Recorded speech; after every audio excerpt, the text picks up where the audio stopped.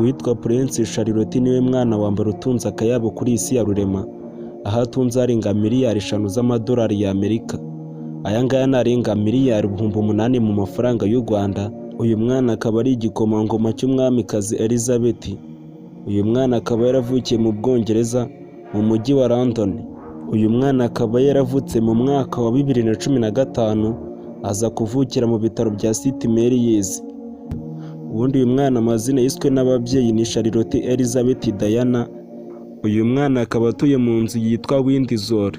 Ise bakaba bamwita William Princess of Wales, naho nyina bakaba bamwita Catherine Middleton.